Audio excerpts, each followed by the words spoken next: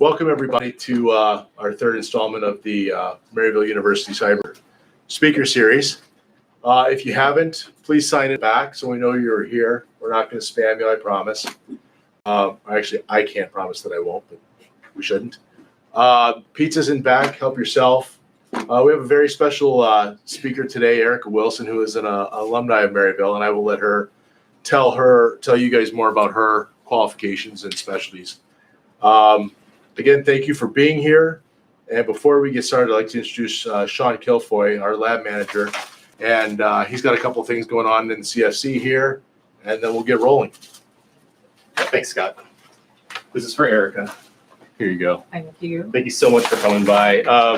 Thanks everyone for turning up. We got a great turnout today. And we're doing a lot of really cool projects here in the CFC. If I could turn the camera all the way around, you'd be able to see our beast machine, 128 gigs of RAM. We're running ESXi on it. It was set up by a wonderful group of students. We have lots of student projects going on, so please stick around and come by. We really need your support, and we love to get everyone involved. So without further ado, thank you so much for coming by. Thank you. Thank you. Well, good evening, everyone. I certainly appreciate the good turnout today. I know you guys are probably all here because you think I have the answer to how to get you a job, and I might. So I'm excited about being here to talk about some of the career options within cybersecurity. There are so many, and I can't wait to dive into this topic tonight. So when I was asked to speak, the basis of the conversation was, just come tell them a little bit about what you do and your story, and the good and the bad of working in cybersecurity and what it's like. And I can talk about that a little bit. I'm gonna leave time for Q&A, but I really wanna talk more about your possibility. Because what I learned even in my own journey is that it really is possible for anybody to come into this field and have a successful career. So that's what I wanna focus on this evening. So a little bit about me. I certainly won't read all of this. I'm on LinkedIn. Feel free to connect with me. But currently, I'm the CISO at CAS Information Systems. We're a leading provider in expense management, and we have a bank, CAS Commercial Bank, that focuses on lending for faith-based organizations, and we do some commercial lending as well.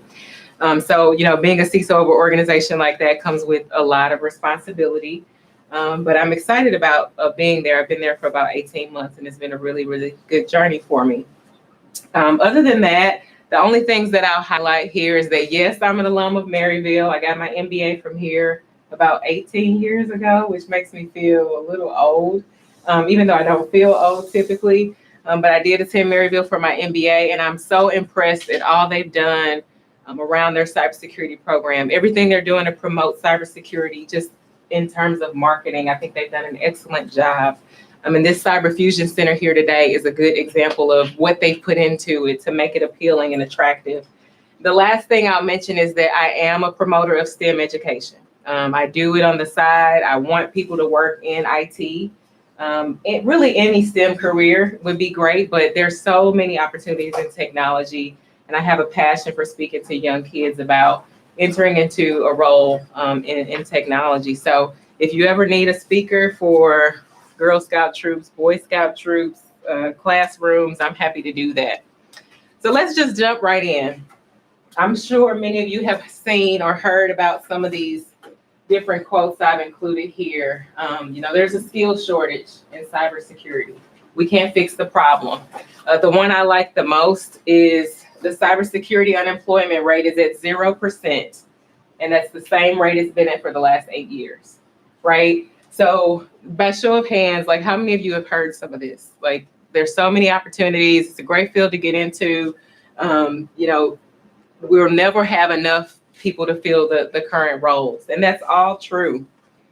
I think what I've observed in my time in cybersecurity is that it's very true that there's so many opportunities. But what we really need to talk about is, why is that? There's so many people out here that have an interest. So what is it that's keeping us from filling these roles? So with that, I just want to show this really brief video from the Cybersecurity magazine that focuses on this a little bit. It's like 2 minutes.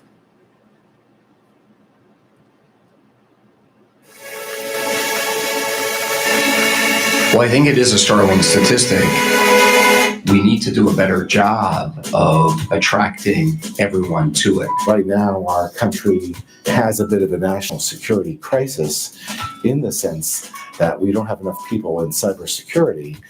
That means it's an all hands on deck kind of deal. There is a supply and demand problem right now. All of us are implementing some kind of a strategy for how to handle that. People live on their devices, and so do the criminals. So do the individuals who are threatening our national security. And so we've got to be in that space too. We're all competing for the same people, same pool of talent, right, across the industry. There's more work than there are people to get the job done right now. Well, I think there's a lot of challenges for people around cybersecurity, all the way from identity to infrastructure to, recognition, all kinds of things, applications. But the overriding problem is people that know what to do with it. It's easy to buy a point solution. It's difficult to deploy. Everybody in my position knows there's not enough cyber skills around. And that's not shocking to anybody in this role. So I think a lot of us have taken the approach of you can't find enough resource, so you want to build and train. How do we create more of the talent we want? Because I don't think it's easy enough to go buy it. Because if we could buy it, all of us would have it. And so the idea is for us to build more talent and to create more skills. Right? So in addition to just the talent, we have to create more skills in the talent that we already have. Cybersecurity has an awesome future for people who want to be in that space, but I think a lot of people are afraid of it. People are looking far more broadly now. So to bring in people from different disciplines, not just technology or computer science or engineering, but additionally having a real commitment to training. The best force multipliers, as my veteran friends say, is to help out by funding good job programs with a focus on job placement. So people who might suffer from various forms of bias or prejudice, we need to look past that. And also people who like me have been lucky in their careers. We need to, let's say, send the elevator back down. Fundamentally, I believe what we do is good. I really believe that. I really believe what we're trying to do is help companies, help the world, and make it a safer place. It's the same reason people become doctors, lawyers, cops, all that kind of stuff. But when you're a child, why do you want to be a fireman? Because you want to help others. And I think we need to do a better job of explaining that.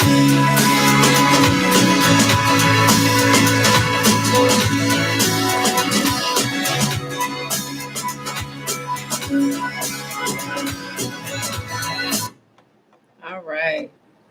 So if that doesn't make you feel motivated, hopefully I can help you do that as well. So the key points I liked about that little video is that it talked about a couple of things. The fact that there's this skills shortage, there's opportunities, there's people that need training, there's people that are interested, and there's a lot of ways that we can connect all of those dots together.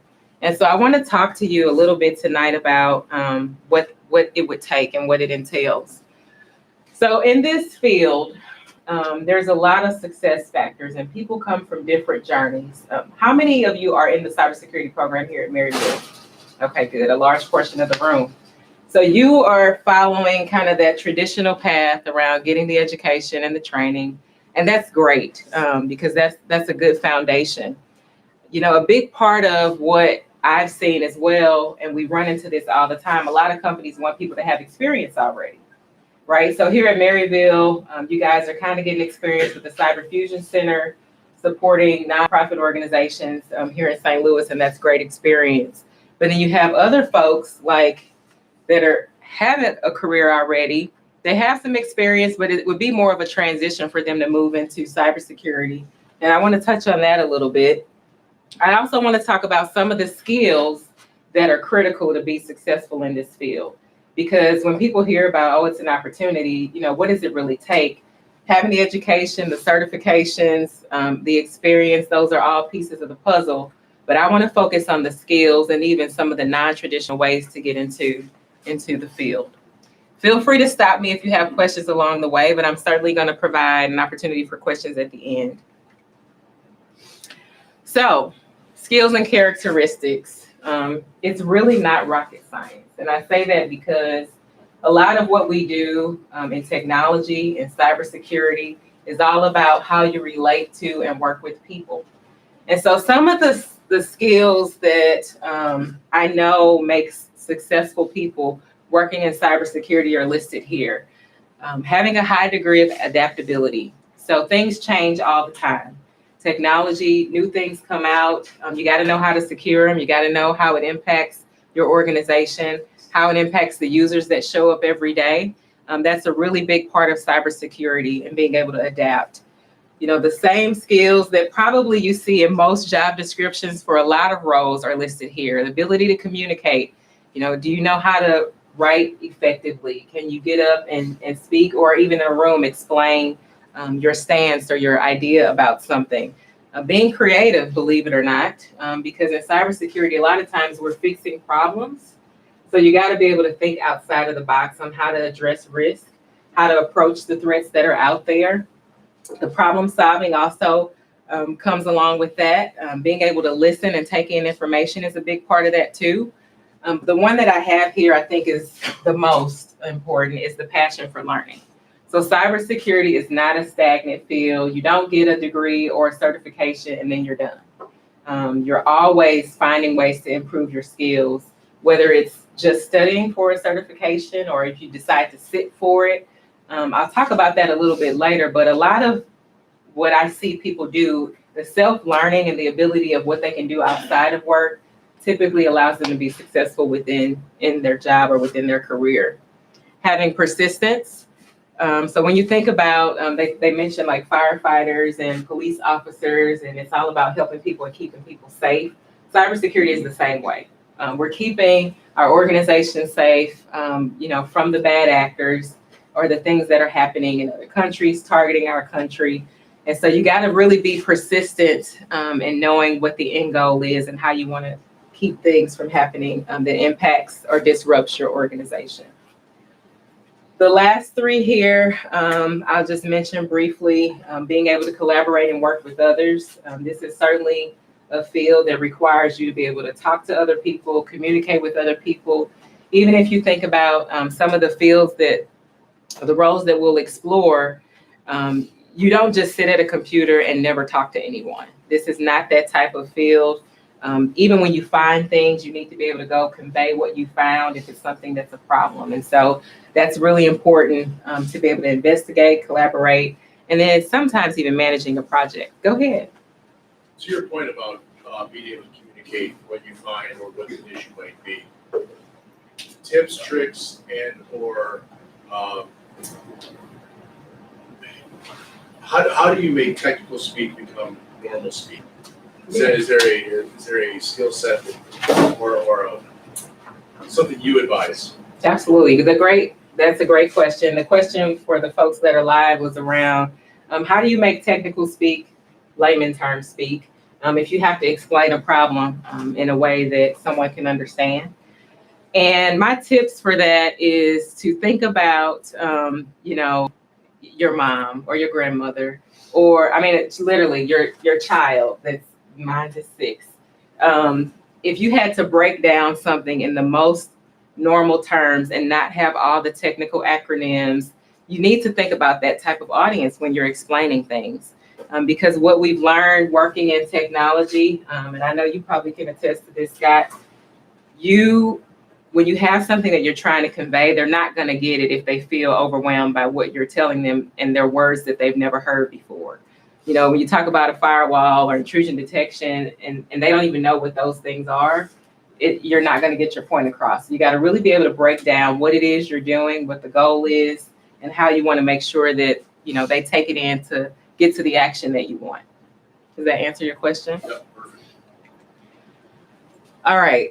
So how do I get into this field? And this is even for the students as well, because, once you get your degree, there's no guarantee, even though there's jobs out there, that the right opening will be ready for you and what you're interested in doing. When you look at starting out into your career, although you're in cybersecurity and you might focus on some things in your degree program, there's so many other things you can do around technology.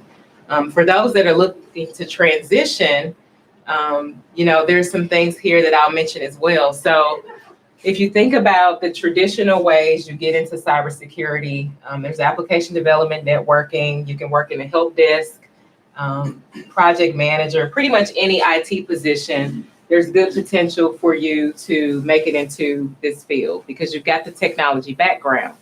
If you're not in IT, oh yeah, go for it. If you're not in IT, some of the other areas that I think touch on IT, having a legal background, if you like working with people, psychology is even one of the fields listed.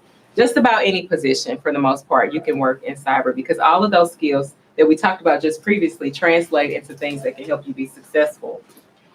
This is a quote that I saw, and I thought it was timely to share, but it was from the SANS organization when they were talking about cybersecurity. And the key is not a technical background, but your willingness and desire to learn how technology works and to never stop.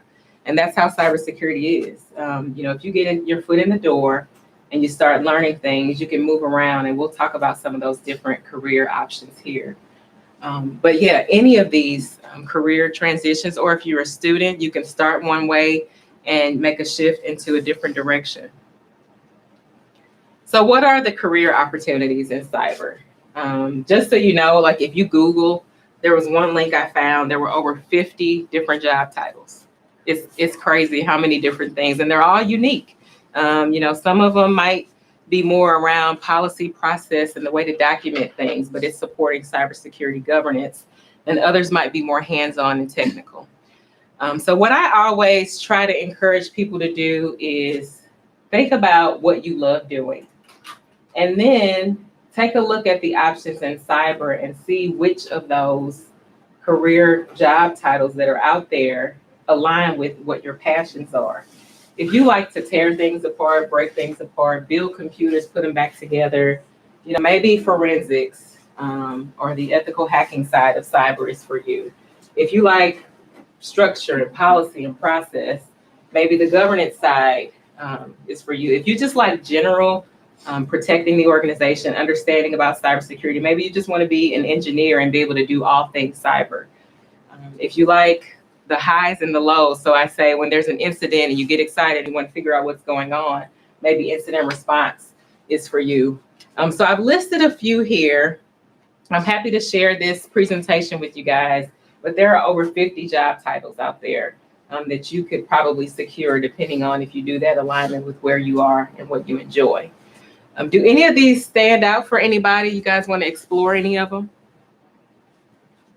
Talk about them. The security architect. So security architect is more of a senior role in cyber, but what it deals with is being able to look at a piece or a platform or a technology and describing and helping to protect it from a security perspective. So architects really look at innovation, new things that are happening, and how do we build our frameworks or our structure to protect that. So if you think about like 5G is kind of the next thing, a good security architect right now is probably forward thinking into how that would impact their organization. So it's kind of the forward thinking, kind of making the structure over security in general for an application or a technology. Any other standout? I know personally, I've thought that maybe my end goal will be either a security consultant or a CISO. If you could just speak about like skill sets and maybe what pathway you might take to try to get there. Yeah, so security consultant or CISO. Let me start with the consultant because I think I might want to do that later in life. To be a trusted security consultant, you've got to have a proven track record to show that you know your stuff for the most part. And I think any of these, entry-level roles could get you there. A consultant really gets to the point of being the expert, where people will come and ask them their opinion or their recommendations, and there's roles around that. A lot of entrepreneurs that are in cybersecurity end up spinning off and doing their own thing and becoming a security consultant and helping people fix problems. Because what you'll learn, and I'll flip to the CISO, when you're in a leadership role in security and that CISO role, like it all falls on you. You can have the best team, the best products, the best tools out there, but if something happens, like you're the one called to the red carpet to explain what's going on, what happened, what did we miss.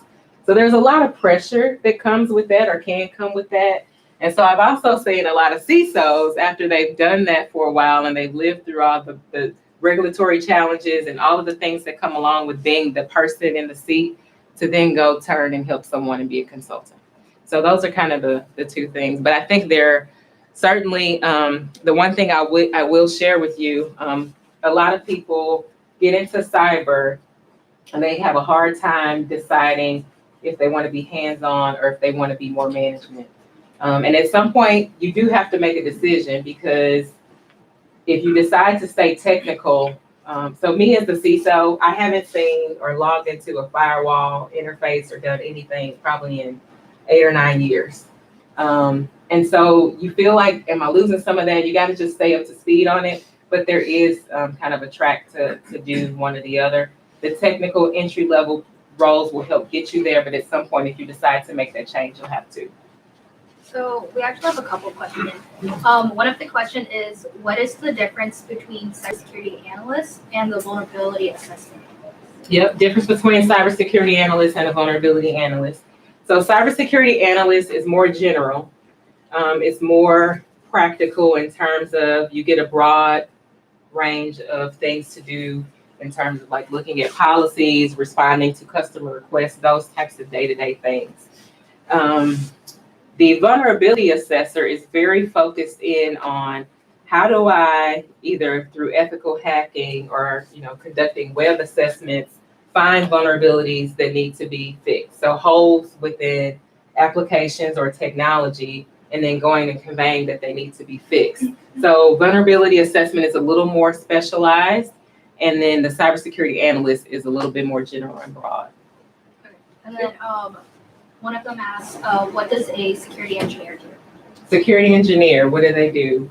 So the security engineer is kind of the highest level of, so you kind of start at an analyst, right? And then you kind of grow. The security engineer is really the person that's mastered cybersecurity and from a broad perspective. So they know the policy, they know, application security, they know the vulnerability assessment, they kind of know all of it, but they've arrived in terms of them being, well-versed in cybersecurity as a whole. Okay, last question. Okay. So they're asking, how do you choose which security certification path?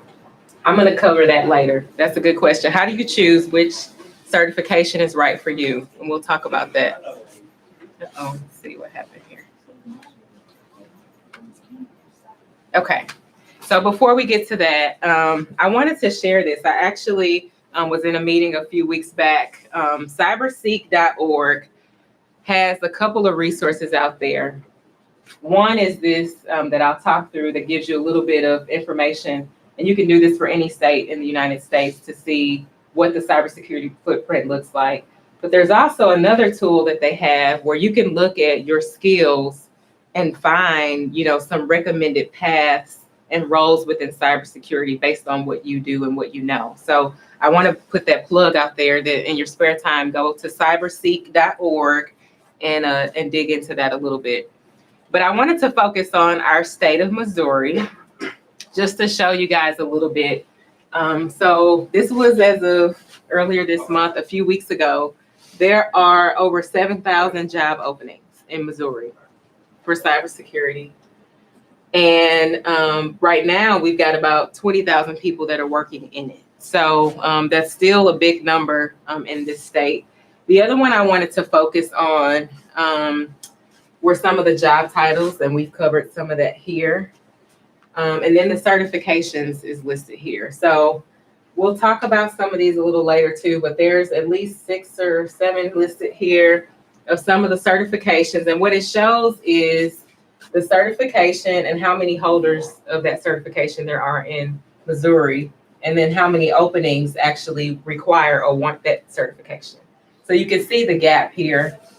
The ones that people hold the most and tend to go after is the CISSP, which is, it's a little more advanced. You've got to have experience before you even sit for that certification, but it's one of the ones that's the most popular. But you can see the CompTIA Security Plus, a lot of people are considering that a good foundational certification, but a lot of people don't have that.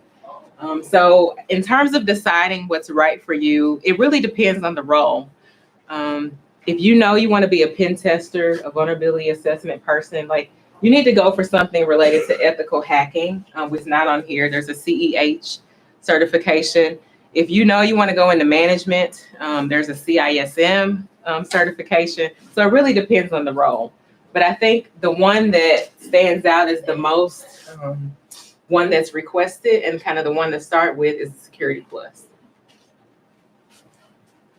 So this is a little bit of look into when you go out and look at this, the job openings, they have categories of how they're listed in the state of Missouri. And it just kind of lets you see what is happening in our own city or our state here.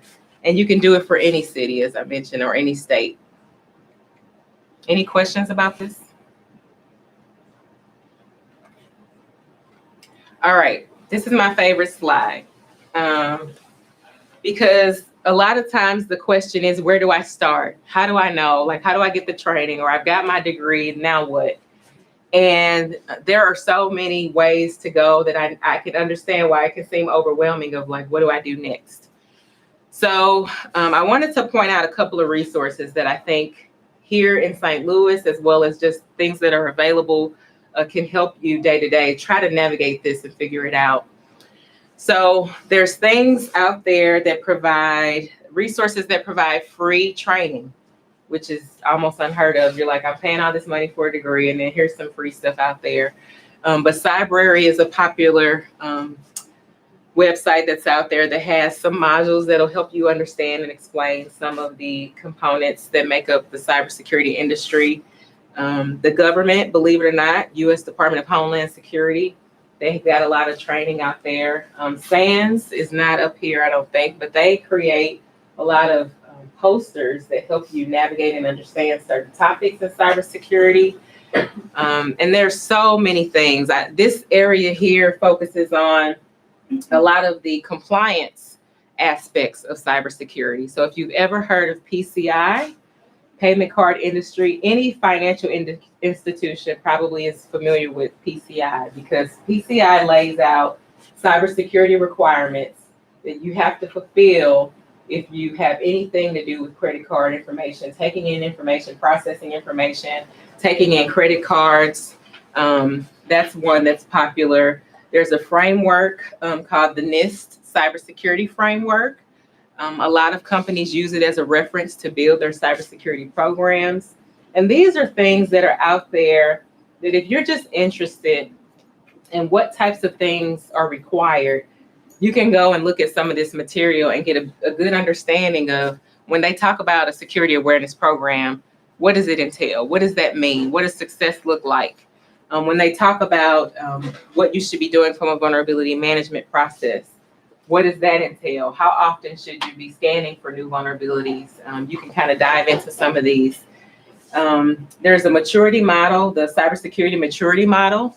That's a good reference. So it has a way for companies to go out and basically do a self-assessment to determine how good their program is and if there's other things they should be striving for or achieving. So there's a lot in terms of frameworks and regulations that if you become pretty familiar with them. So let me just throw out a scenario. Let's say you see a cybersecurity analyst position open at Schnucks or at some retailer, right? They may have in the job description that they want you to understand or have experience with PCI. Maybe you don't have experience with PCI, but to get ready for that interview, go read what the requirements are and become familiar with the terminology so that even if you don't have the experience, you can explain and say, but I'm very familiar with PCI requirements and I can tell you what some of them are. They talked in the video earlier about how people get afraid and they're scared. Like they look at the job description and I can't check every box or I don't have every requirement. And that's okay, because most people that end up getting the jobs usually don't have every requirement met. It's so difficult. I would take job descriptions as, I don't want to say a grain of salt, but take it as like, if I had to pick my number one person in the world, this is everything I would want them to have. What if you've only got 80% of it?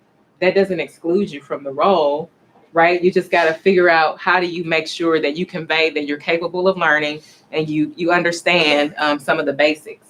So I wanted to highlight some of those. You guys see the certification books here, or Bibles. A lot of people refer to them as they're, books that are this thick, very hard to work your way through. But what I like to tell people to do is get those and have them as a reference. Keep them as a reference. Whether you decide you're going to sit for the CISSP or not, have the book. So that way, if something comes up and you get, let's say you're preparing for an interview or you're on a job already and a topic comes up that you're not as familiar with, you've got it. You've got it right there. You can reference it. A lot of that is not, you can Google your way through so much, but some of the nitty-gritty details are only found in these types of reference books. Of course, I got to put the plug in for Maryville, the awesome cybersecurity program here, if you want to go more of the traditional method. And then there's other organizations, Cyber Up and Empower. Both are organizations that will take folks in, train them, get them some basic information, and then help them get like an internship or an entry-level position. Now, Empower does focus only on like 18 to 25-year-olds. But Cyber Up has an amazing apprenticeship program that a lot of companies will sponsor folks to go through that. And they come out knowing some of the basics to help prepare them for the Security Plus. I want to point out this one, the Gateway Higher Education Cybersecurity Consortium. What I found when I looked at that site was pretty impressive. So it's this consortium of universities here in like the St. Louis area, Missouri. And what they've done is they've taken every university and aligned every cybersecurity program offering that's out there and kind of done this side-by-side comparison of which schools offer which programs as they tie back to cybersecurity. So let's say you land a role and you don't have your degree, but you've been studying and you were able to get your foot in the door. You could use this to help you decide if you want to go ahead and get your degree. And a lot of companies will pay for tuition reimbursement for you to get that. So a lot of resources out there. I'm happy to dive into any of these offline, via LinkedIn, whatever, if you have questions. But I wanted to make sure to share this because there's a ton out there. There's actually one really good. It's called Safari Online. Safari or otherwise Online. known as Riley. And if you buy one of these books, it's like $30 a month. But if you buy a book like this, and they'll usually give you a free month or two. But what's really good about that is not only the books online, they have videos online. And then on top of that, you could like look at cybersecurity. You can look at like live classes they do online. So, that costs you no other expense. That's like a huge thing when you start talking about resources, video. Yeah, that's a good piece of information. Thank you for that. The other thing I want to touch on is local conferences. Some of them are free to little to no cost. And so I want to highlight what we have going on in St. Louis because I remember 15 or so years ago, like we got nothing. If you wanted a cybersecurity conference, you had to travel. You had to travel to go and learn what was happening. And now we have a really good group, consistent annual conferences that come here. So Secure World St. Louis happens every year. That one usually is downtown, but you can sign up for that. I think it's a couple $100. That's probably on the higher end. FutureCon is another one that's just kind of started up where you can get the information. I think that one's coming up next month. Show Me Con is another one, although they market it more for like hackers, but it's really everybody. It's anybody who has a cybersecurity or technology background can come and see what type of services are there. And they always have great talks around people that work in cybersecurity, great success stories.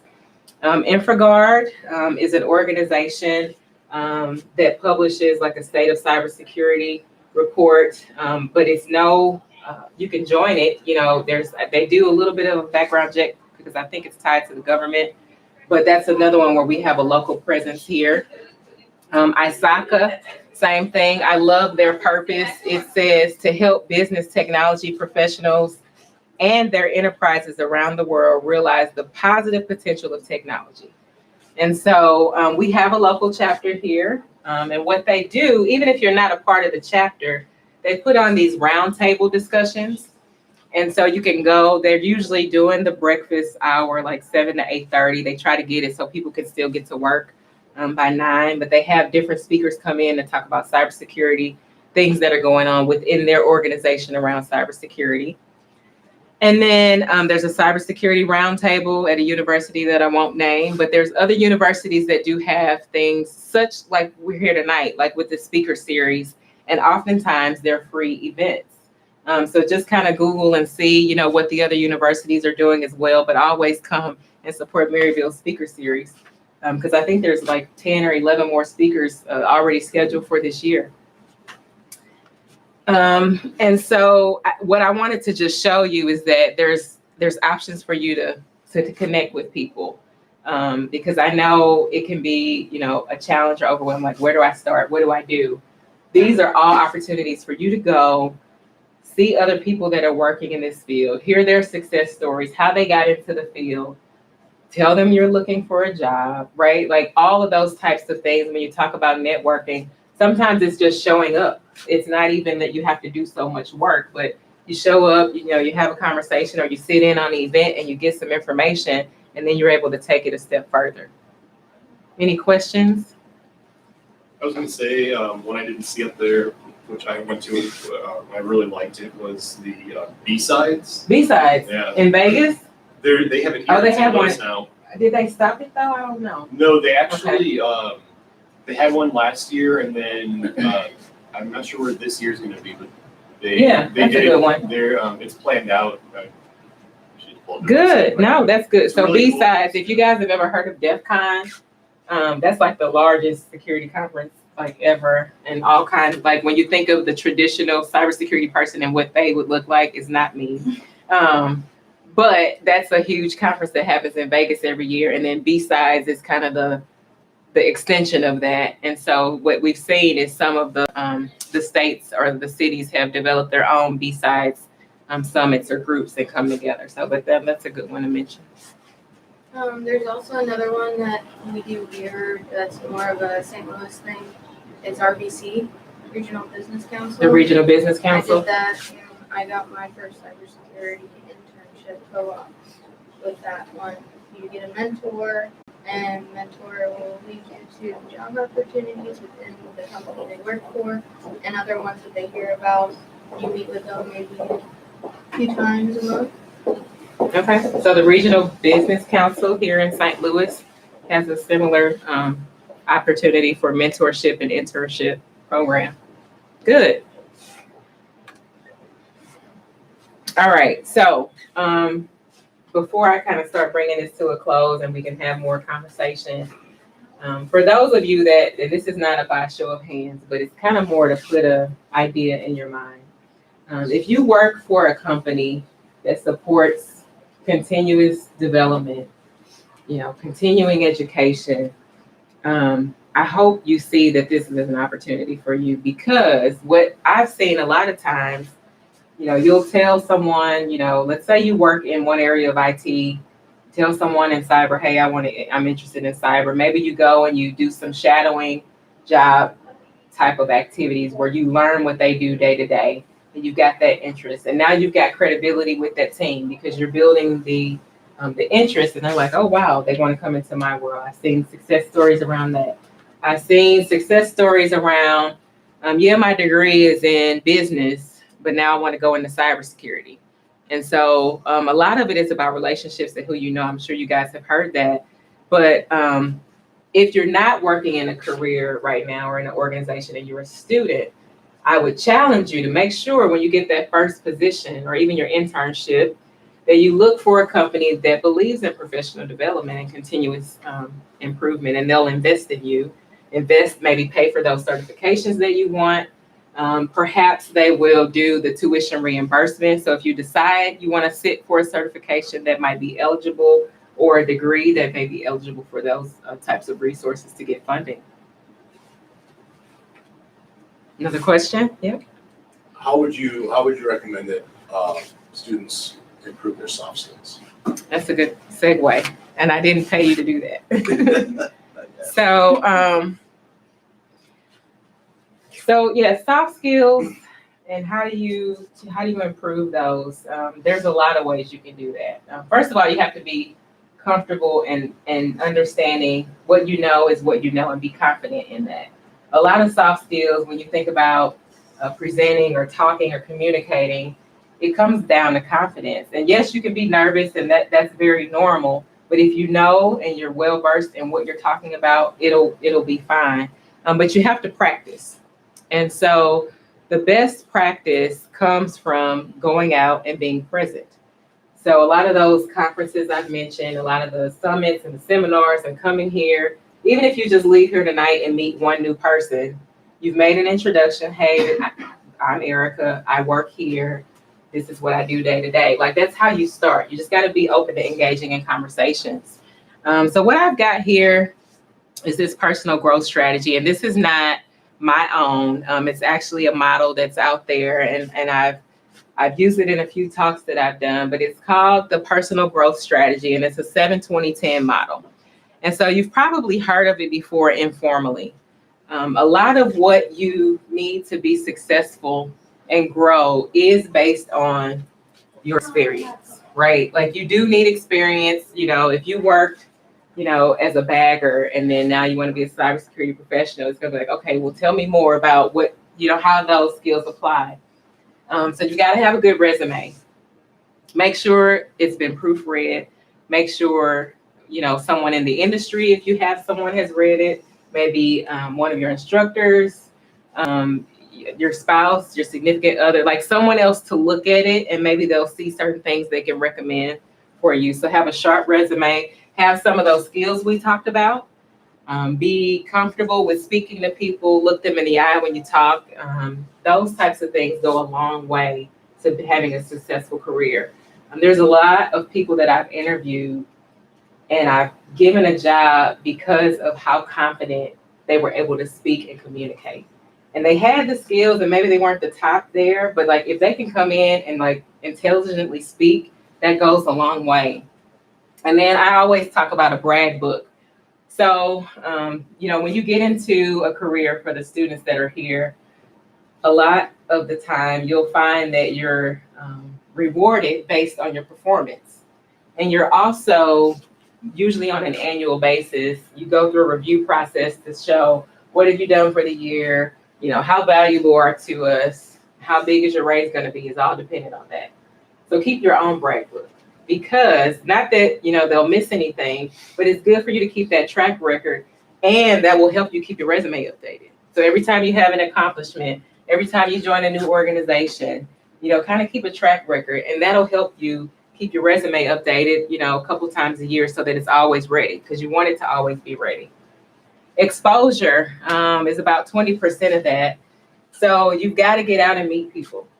If you want to be in cybersecurity, you got to meet people that are in cybersecurity. So you got to go out to some of these events. You got to connect on LinkedIn. If you're not on LinkedIn, I know some people think like, oh my gosh, that's for old people, or that's like, LinkedIn is the professional network where you can make connections. You find out what other people are following that you're connected to. You get in these circles, and you can really start building your plethora of people that you can connect with. Maybe find mentors through LinkedIn as well. So those are all different things that I think fall into the exposure. And people, I skipped over the perceptions, but what that really gets to is, once you even got the LinkedIn presence, or when you show up somewhere and you become known in this industry, what do people think of you, right? Are people going to say you're great to work with, or you were great when they worked with you 2 or 3 years ago? You never know who you might need for a reference. And I say that all the time. It's always awkward if you got to go current boss, past boss, and you didn't get along, or they wouldn't say anything good about you, or someone, at least in that organization, couldn't speak highly of you. Then you kind of lose that. So you got to make sure that you're always presenting yourself in the way that you want to be perceived. And then lastly, education, not to downplay it at all. I've got an MBA, I've got the CISSP, like all of that helps. It matters. You got to always keep learning. But what I found oftentimes it's who you know, and you've heard that it is. It's about making those connections and who you know. You've got the education, that's great. But sometimes, and I even heard a success story tonight, you promoting yourself and making that connection with someone is what gets you your foot in the door. Continue to make personal investments in yourself. So personal investments are like being here tonight. What can I do to make sure I'm always on top of what's happening? How can I learn more about what it is that I think I want to do? Never pass on a free opportunity. I say it all the time. Like there's all these seminars and maybe you can't make all of them, but start becoming that person like, oh, I remember seeing, like I've run into so many people, like I saw you and they remember exactly what you meant. But make sure you're out and getting, in some of these different organizations and making yourself known. And I put, what are you reading? So, if you want to work in technology, you should be following what's happening in technology. You should be following all the big companies, Microsoft, and Google, and Amazon, on LinkedIn, or, even in the news, just to kind of stay current on where the trends are and what's happening. You never know in an interview that you're going for, they may just ask you like, what's top of mind right now or what's security. And it's just good to be able to speak to some of that. So you got to make sure that you're staying on top of what's happening in technology. So with that, I just want to open it up for questions. If there's more questions that I can answer, I'm actually going to stick around for a few minutes afterwards as well if you want to talk one-on-one. But I really appreciate you guys having me tonight. Maryville, I appreciate it. And really talking through this a little bit. Before I close too, I will share with you a little bit of my journey. So I got a computer science degree from Southeast Missouri State. So I'm a developer by trade. I did web development, COBOL development, anybody who knows some of those older languages.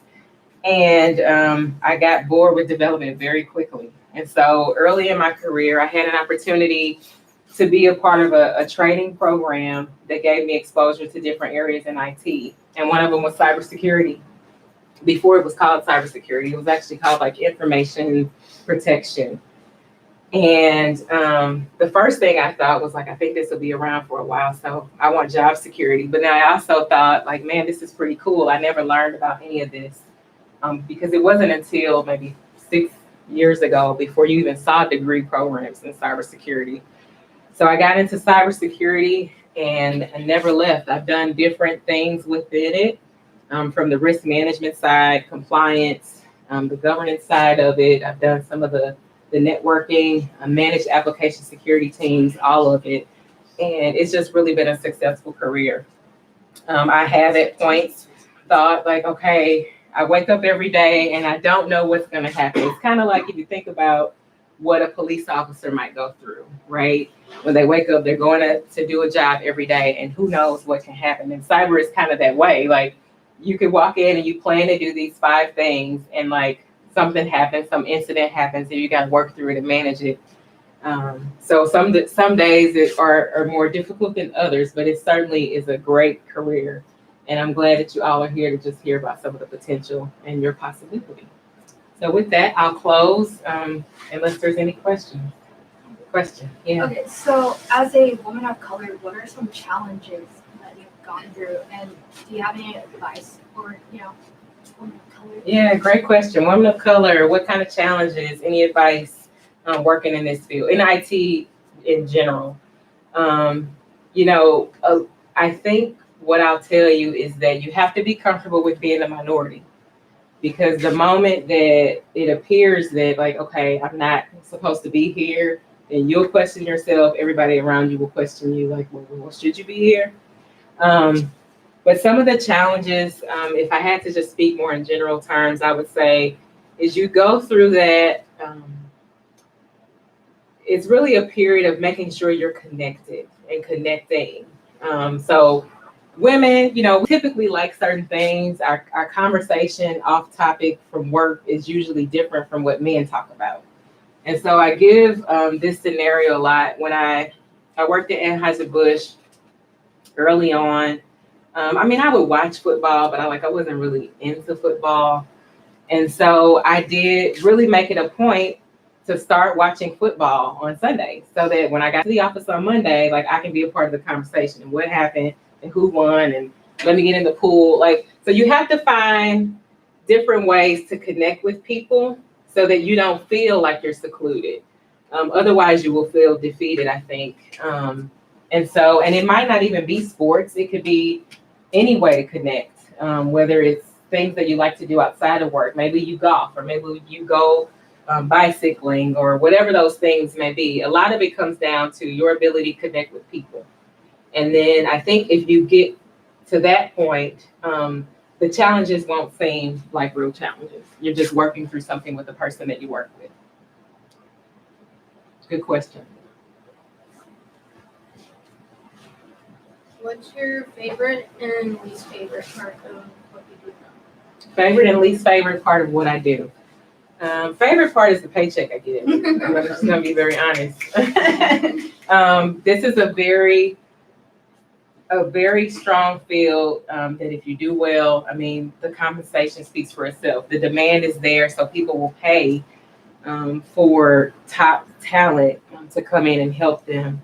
That's certainly probably one of the things I can say, to be able to comfortably go work for an organization that I'm comfortable with the environment, and then the rewards in terms of pay for working hard and pay for performance is a really good factor.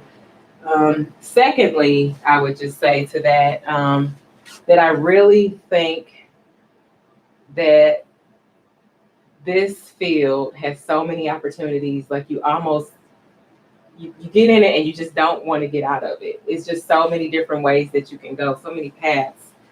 What gets a little tough is probably what I touched on earlier, in that, you always hope that you're not the company that's in the news. And when those companies are in the news, you're watching on the sidelines. What did they do wrong? Let's make sure we don't do the same thing.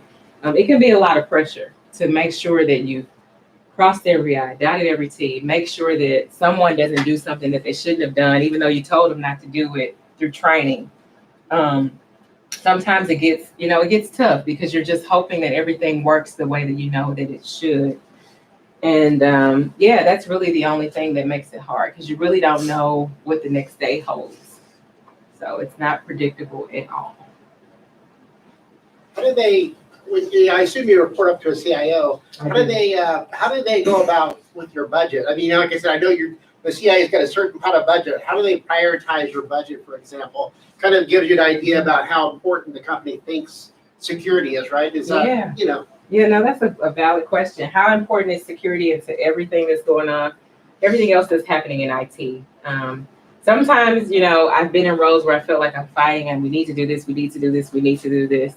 What I've learned is you have to make sure anytime you're bringing forward an idea, a product, we need to do this, you have to give the supporting explanation behind it. And sometimes compliance alone just can't be the answer. So, okay, PCI said we have to do it. Like, we have to do it. Okay, yeah, but let's look at other ways to mitigate it. So you always have to be able to explain the why behind it. I think from a budget perspective, I remember years ago, I would put in like all these things I wanted in the estimated cost. But then you find out things come up and you can't even achieve it all. So you got to do it in small, bite-sized chunks. You can't do it all at once. When I joined CAS, one of the first things I did was I assessed our current state, where we are, where do we have opportunities, and then I focused on, okay, of those opportunities, which are the higher risk things that I want to make sure we focus on. Maybe it's a small group of low-hanging fruit, but what are those quick wins that we can get to? So you have to approach it from that way. Otherwise, you're just going to find yourself in cycles of always being told no. Yeah. Other questions?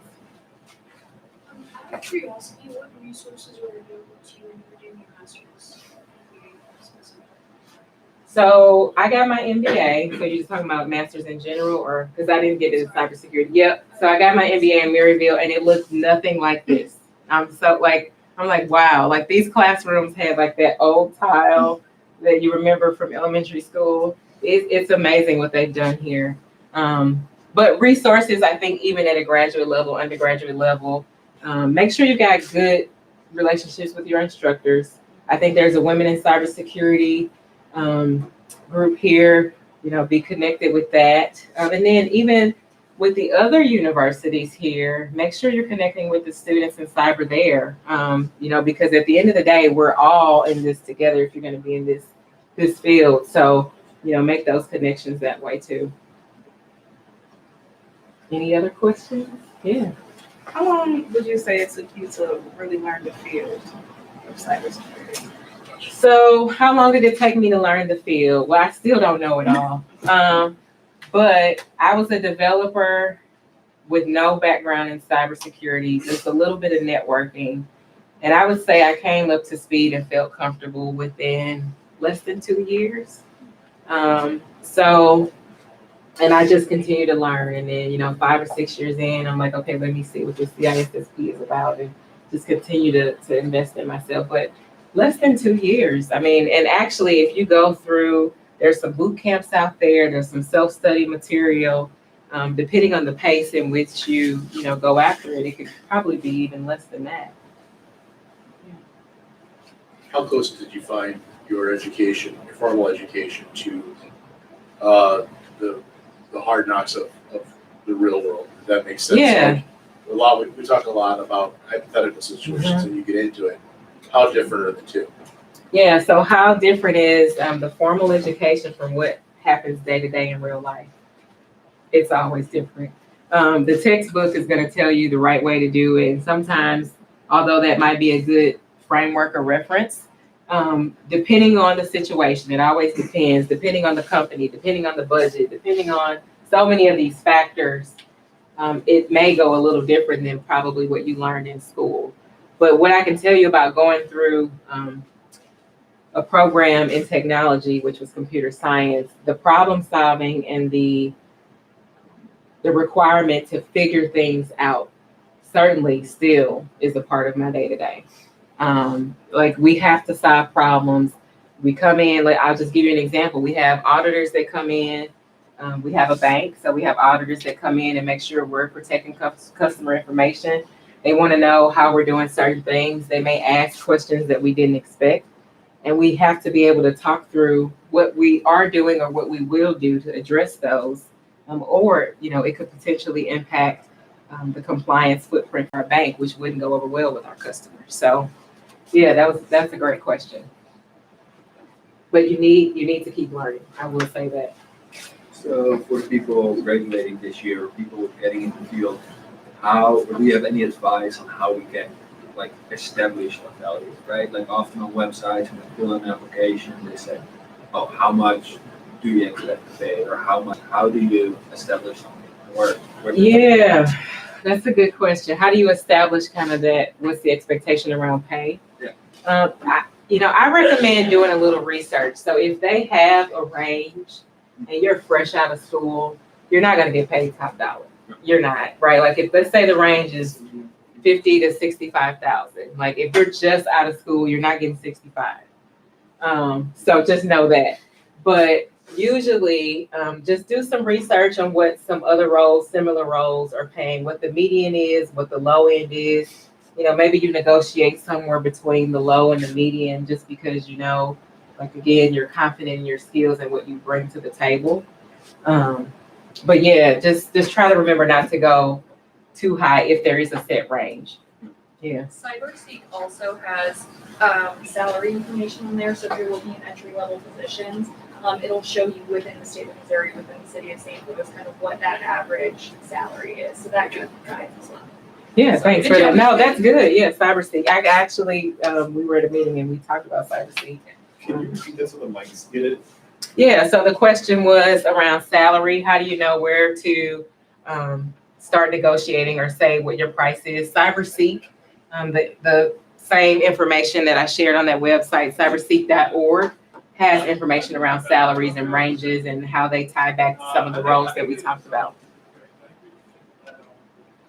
We've had a few conversations lately, or at least I've been involved in. How do you handle it? We have a fair amount of international students, and seeking jobs might get difficult based on citizenship. Is there a suggestion on how to approach that? Yeah, so how do our international students here that want to stay, in the US look to enter this field? There are some companies that do sponsorships. And I think really the answer is doing your research and knowing which ones those are. Because there are quite a few of them that are comfortable with that. And they take in, folks from all different countries. So just figure out what that list is and make that your target of employers you want to go for. Any other questions? This has been fantastic. I'll leave you guys with some of my contact information. I am on LinkedIn and I do connect a lot through LinkedIn. And I keep, I try to promote some of the activities that are happening in our city around cyber, some of the things that are happening around technology for our youth in St. Louis. And I'm excited and I hope that you all end up in cyber because there is definitely room for you. So thank you.